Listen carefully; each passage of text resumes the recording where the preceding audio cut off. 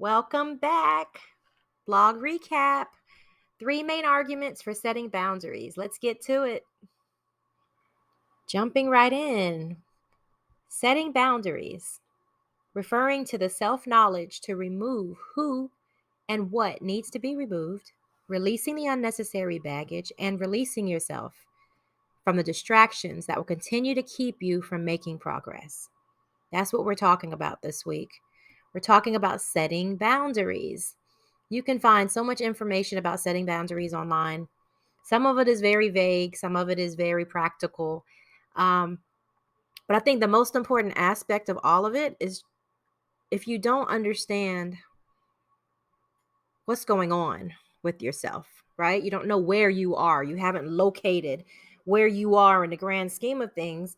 And how can you make a decision of what boundaries need to be set? So as I was saying in the blog post, I was saying that we're not talking about barbed wire fences, moats, and drawbridges here, right? We're talking about having the knowledge. Keyword here in this video right now is self-knowledge to remove. Who and what needs to be removed. That's not going to hinder you from moving forward. Anytime I'm posting something, I'm talking about forward movement here. We're not talking about remaining stagnant. We're not talking about going backwards. We're talking about moving forward. And I think that for most of us, that's a very difficult thing to do because we're forced to move forward regardless. We're forced into change. We're forced into movement on a daily basis. But the question is, are you moving in a direction that you need to be moving in? You desire to move in. You were created by God to move in. And the only way to do that is through knowledge of His will and knowledge of who we are as people, how we are made, what matters to us. How can we move forward? We have to take the time to have that knowledge in order to do that. And you have to have that knowledge in order to truly set the right boundaries. Because sometimes you're going to have to set boundaries in one way and sometimes you're going to have to set them in another. There's going to be priorities that are going to have to be set. What should be a priority today? What should be a priority next month, next week, next year? All of that requires some form of knowledge, and it takes some form of commitment and intentionality to think through these things and to create your own process that works for you. And a lot of us just don't want to take the time to do that. So I am encouraging you to begin to position yourself to take the time, 5-10 minutes a day, 30 is even better, to think about listening to the inside of you. It's very necessary because when you don't, you're going to do what everyone else wants and you're going where everyone else is requiring you to go. So just a little something to think about. I say this often because it really made a huge difference in my perspective when I first heard him say this. But Pastor Darius Daniels at Change Church said, choose your hard, because it's going to be hard regardless. It's even hard when we're forced into change. But choose your hard. What I'm talking about in this blog post, and if you have not read it, please go and check it out. Take a read at www.pivotseekers.com/blog. I want you to check it out because this is the reality of it. It's going to be hard regardless. But are you going to reap the benefits of the hard, right? If we're forced into it most of the time, someone else is reaping the benefits, not us. So if you can initiate that process and you can set the intention for it, then that means that you get to reap the benefits, right?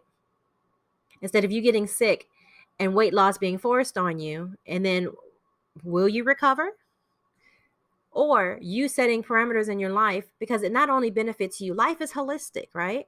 So if you set the parameters in your own life in order to manage your weight, lose weight, whatever it is, have better health, whatever it is to you, if you set those parameters and you create that process for yourself, you're going to benefit in so many other ways besides just physical weight loss.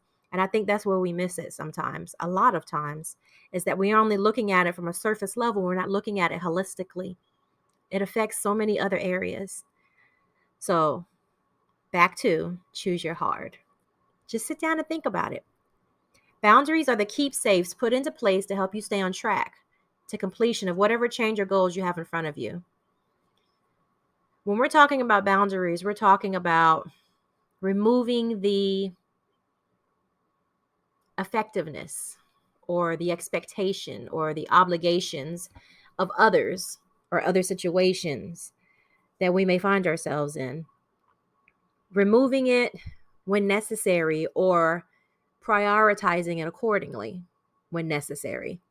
Because sometimes you just can't remove it, right? If you're a parent, you can't remove the obligation or the responsibility of being a parent, or as a spouse or a partner, or when you have a job. However, you still can put boundaries into place where available. So, just something to think about. A lot of times we tell ourselves we don't have a choice, but I promise you, if you stop and allow yourself to truly name it and tame it, you'll see that there's some choice available somewhere, somehow, some way. So the question is, which choice is going to be beneficial to where you're headed, where you would like to be, or what matters to you the most? 3 main arguments for boundaries. I have here 3 main arguments for boundaries, and we'll go over these real quick. Again, you're going to have to read the blog post in order to get the fullness of it, okay? Because I'm not going to read it word for word for the video. You will never get to the other side without letting some things go. Setting your focus ahead and relieving yourself of the weight that hinders your movement. Setting boundaries for yourself and others frees you to keep moving forward. Life gets nowhere without moving forward. You're not going anywhere. Where are you going? If you're not moving, you're not moving. And that's in real life. If you're walking and you're not taking a step, and that's in life, metaphorically speaking, right? If you're not making anything to move forward, you're not moving, you're stuck. And stuck is the most miserable place to live. Trust me, I know. So, what's more important at this point? Do you want to move forward or do you want to remain stuck? If you don't place boundaries, you're going to remain stuck in so many ways. Number 2, looking at society will never encourage true moderation or balance. Constantly, we are bombarded with imagery that conditions us to push boundaries and, in some instances, remove them completely. But why should we limit ourselves when the world is our oyster, right? I call BS. This mindset breeds greed or scarcity thinking that there's never enough.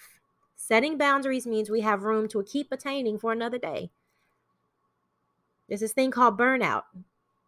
And if you're a woman like I'm a woman and you have a family and you have obligations, you know what burnout is. And burnout comes from exactly this.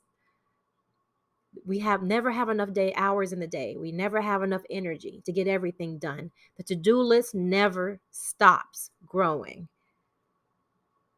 But I think I posted a quote about this week. Let's be real. At some point, if you learn how to say one word as a full sentence, and that word is no, that is one of the best ways to set boundaries so that you'll still have the energy and the motivation and the time and the commitment to keep attaining for another day, for yourself and for others. So just something to think about.